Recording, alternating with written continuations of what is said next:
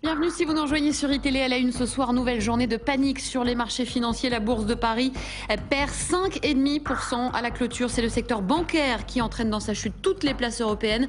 On tentera de comprendre pourquoi dans un instant avec Jean-Marc Sylvestre. On en parle également avec un invité exceptionnel, Jean-Luc Mélenchon, candidat à l'élection présidentielle pour le Front de gauche. Bonsoir messieurs. Bonsoir. Et à tout de suite. Le pape est arrivé à Madrid. Benoît XVI acclamé par des centaines de milliers de jeunes catholiques réunis dans la capitale espagnole pour les Journées mondiales de la jeunesse. On sera sur place dans un instant avec notre correspondant Clément Perrouot. A tout de suite Clément. Et puis le Conseil général de Loire-Atlantique mis en cause dans l'affaire du viol de la jeune Jessica. On l'a appris aujourd'hui. Il avait été alerté une première fois sur les agissements du père de la famille d'accueil qui avait pourtant conservé son agrément. On tentera de comprendre pourquoi dans un instant avec Mickaël Chailloux qui est sur place pour iTélé. A tout de suite Mickaël. Mais on commence donc évidemment avec cette nouvelle journée noire sur les bourses européennes. Séance catastrophique à la Bourse de Paris qui termine ce soir sur une lourde chute de 5,5%. Moins 4,5% à Londres, presque moins 6% à Francfort, moins 4,7% à Madrid et moins 6,15% à Milan. Des places financières qui subissent notamment l'effondrement des valeurs bancaires. On va les découvrir, ces valeurs bancaires frappées de plein fouet et notamment, vous le voyez, les valeurs françaises. C'est la Société Générale qui chute le plus lourdement ce soir, moins 12%. Jean-Marc Sylvestre, bonsoir. Vous êtes notre consultant pour les questions économiques. Comment expliquer cette nouvelle journée noire sur les bourses? L'activité économique, le manque de croissance et les perspectives économiques qui sont de plus en plus difficiles. Depuis 3 jours, on a des indicateurs qui nous viennent à la fois d'Allemagne, de France, c'est-à-dire d'Europe, mais également des États-Unis cet après-midi, qui nous laissent penser que non seulement le deuxième trimestre de l'année a été compliqué, difficile, où on a frôlé une croissance zéro,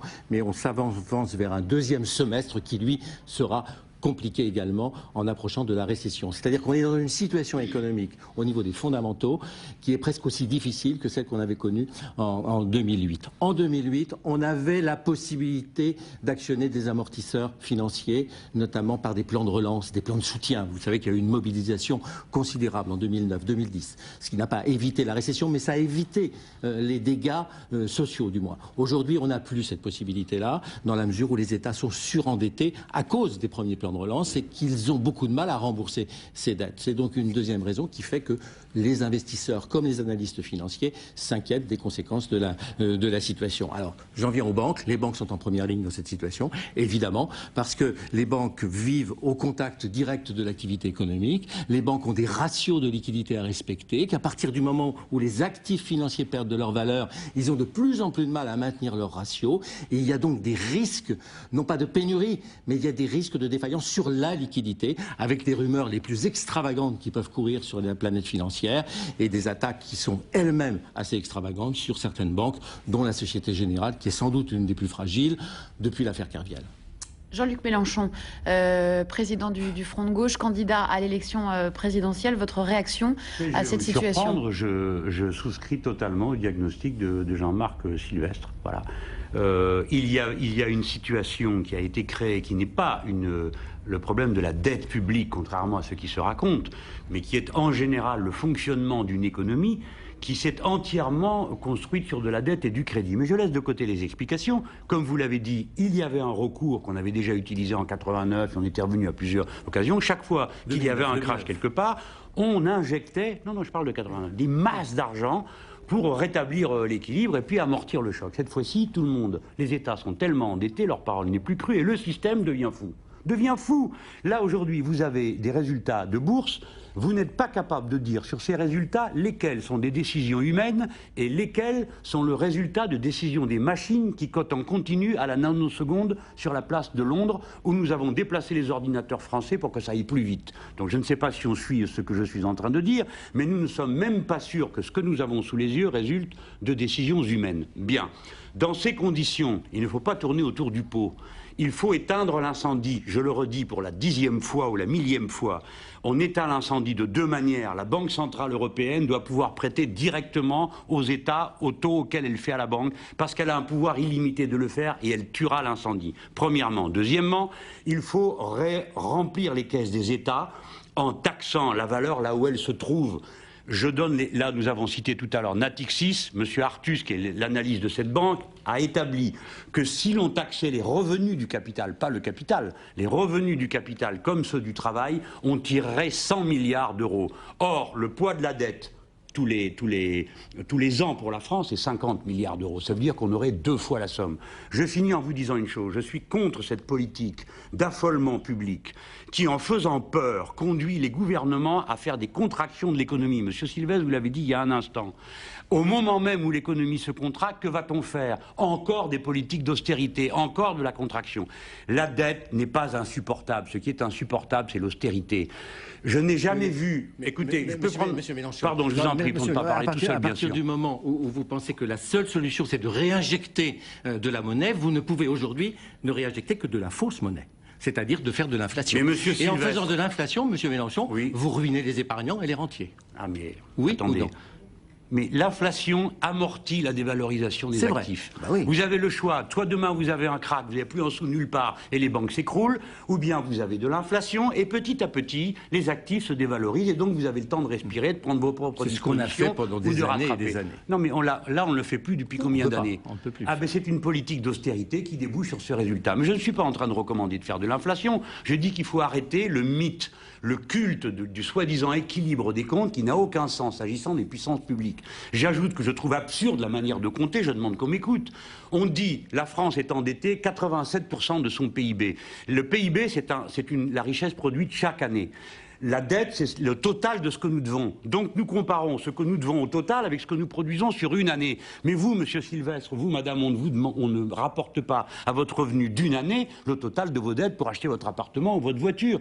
Donc si vous rapportez la dette française au nombre d'années qu'il faut pour la payer, les titres de dette étant de 7 ans en France, il faut donc rapporter à 7 ans. En 7 ans, la France produit 14 000 milliards, ce qui signifie que la dette de la France est de 12%. Voilà. Et c'est la seule chose que nous avons à discuter, c'est les 50 milliards qui manquent dans les caisses. Vous venez de démontrer, M. Mélenchon, la raison pour laquelle la France garde son triple A par les agences de notation et qu'elle est très bien notée. Mais attendez, ajoutons à ça d'ailleurs qu'il y a une épargne intérieure très importante, contrairement aux Américains qui n'en ont pas. Alors expliquez-moi pourquoi, s'il y a une épargne intérieure aussi importante, les Français n'achètent pas les titres de la dette de leur propre patrie. Ce qui change. Pourquoi? Ils en achètent un peu. Pas du tout. 70% vient de l'étranger. Pourquoi? Parce que les banques spéculent avec. Sur les marchés internationaux, les fonds de pension et autres préfèrent. L'épargne française est investie dans des fonds d'assurance vie. Mais en attendant, le Japon est endetté pour 200% de son PIB annuel et ils n'ont pas l'ombre du début d'un problème. Donc la solution... Allez-y, terminez votre phrase. La solution, premièrement, la Banque Centrale Européenne prête directement aux États parce qu'elle a une capacité illimitée de le faire, au taux auquel elle prête aux banques. Et l'incendie est immédiatement arrêté. Deuxièmement, on remplit les caisses de l'État, on ne fait pas de politique d'austérité et on fait une imposition qui taxe les revenus du capital comme ceux du travail. Je dis bien les revenus, égale 100 milliards tout de suite dans la caisse. Que l'on m'objecte à ce raisonnement quelque chose et je prendrai l'objection avec soin. Alors justement, le gouvernement étudie plusieurs pistes, notamment celle de taxer les plus riches, dont certains d'entre eux se sont eux-mêmes exprimés dans les médias pour dire qu'ils voulaient payer plus d'impôts. Ça a commencé aux États-Unis, Warren Buffett, et puis le message est en train d'arriver en France, avec notamment des sorties de Maurice Lévy ou de Pierre Berger. On voit ça avec Laure de Matos et on en parle après. L'idée a germé en Amérique et vient tout juste de traverser l'Atlantique. En cette période de crise, le multimilliardaire Warren Buffett réclame plus d'impôts pour les ultra-riches comme lui. Le grand patron français Maurice Lévy lui a emboîté le pas hier dans une tribune publiée dans Le Monde. Il me paraît indispensable que l'effort de solidarité passe d'abord par ceux que le sort a préservés. Oui, une contribution des plus riches s'impose. Ils ne sont qu'une poignée, comme le patron de Publicis a réclamé de payer plus d'impôts. Pierre Berger, fortune estimée à 120 millions d'euros, est pour. Geoffroy Roux de Bézieux aussi. Même si le PDG de Virgin Mobile estime qu'il serait illusoire de croire que de nouvelles taxes pour les plus fortunés combleraient un déficit français de 1 600 milliards d'euros. C'est plus une portée symbolique, c'est de dire que tout le monde contribue et que ceux qui sont plus riches contribuent un peu plus que les autres. C'est une mesure qui permet, j'allais dire, de faire accepter d'une manière démocratique l'ensemble des efforts qu'on va demander aux 62 millions de Français. Les super riches en France, ce sont 5 800 contribuables qui gagnent en moyenne 1,3 million d'euros par an. soit 0,01% de la population française. Et paradoxalement, ces très riches paient proportionnellement moins d'impôts que les classes moyennes.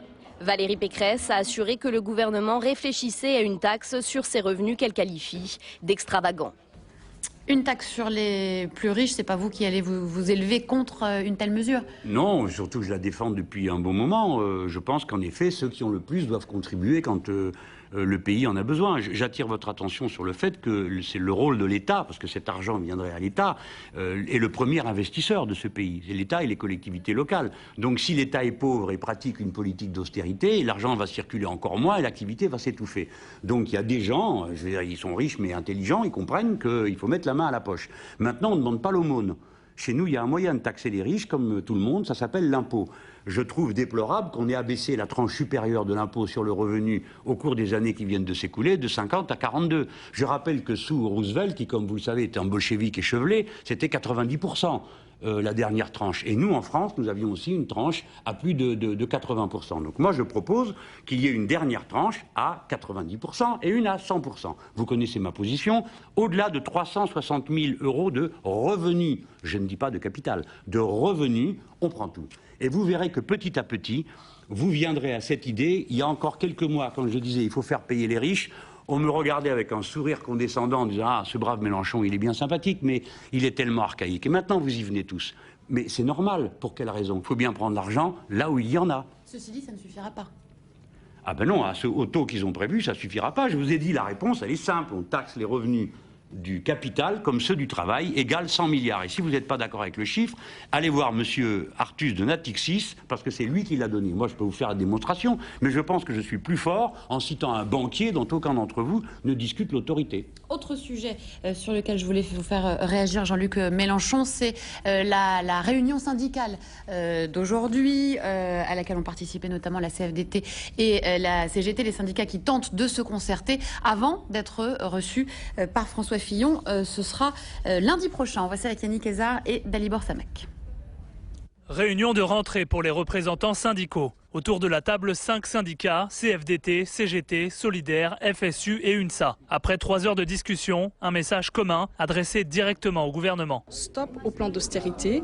D'autres mesures urgentes sont indispensables. Emploi, protection sociale, cohésion sociale, réduction des inégalités. Et c'est ça qu'il faut faire peser aujourd'hui face aux décisions que prendrait le gouvernement.